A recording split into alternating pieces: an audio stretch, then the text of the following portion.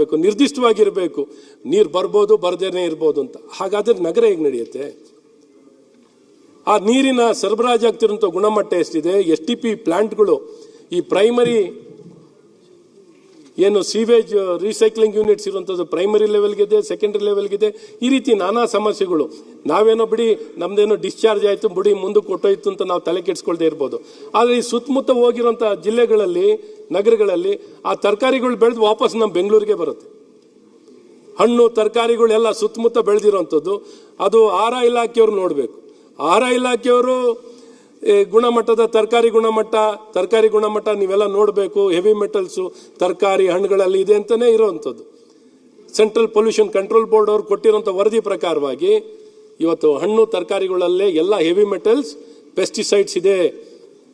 It is not fit for consumption ಅಂತಲೇ ಹೇಳಿರೋಂಥದ್ದು. ಇದು ಅಳವಡಿಕೆ ಆಗ್ತಾ ಇರುವಂತ ಎಲ್ಲ ಫರ್ಟಿಲೈಸರ್ಸು ಇದೆಲ್ಲ ನೋಡಿದಾಗ ಎಲ್ಲಾತ್ರಲ್ಲೂ ಕೂಡ ಈ ಸೇರ್ಕೊಂಡಿದೆ ಅಂತ ಇರುವಂಥದ್ದು. ಅದಕ್ಕೆ ನಾವು ಅಡ್ವೈಸ್ ಕೊಟ್ಟರೆ ಏನೂ ತಿನ್ನಬಾರ್ದು. ಈಗ ಆ ಥರ ಆಗೋಗಿದೆ. ಅದಕ್ಕೋಸ್ಕರ ನಾವು ಹುಷಾರಾಗಿ ನಾವು ಹೆಜ್ಜೆ ಇಡಬೇಕು. ಯಾಕಂದರೆ ಇದು ರಿಯಾಲಿಟಿ. ಎಲ್ಲ ಫರ್ಟಿಲೈಸರು, ಗೊಬ್ಬರ ಎಲ್ಲ ನಾವು ಮಾಡ್ತಾ ಇರುವಂಥದ್ದು. ಅಧ್ಯಕ್ಷರೇ, ಸಾಯಿಲ್ ಅಲ್ಲಿ ಇವತ್ತು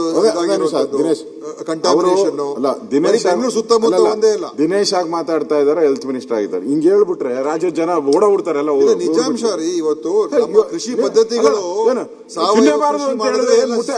ಪರಿಸ್ಥಿತಿ ಏನು ಅಂತ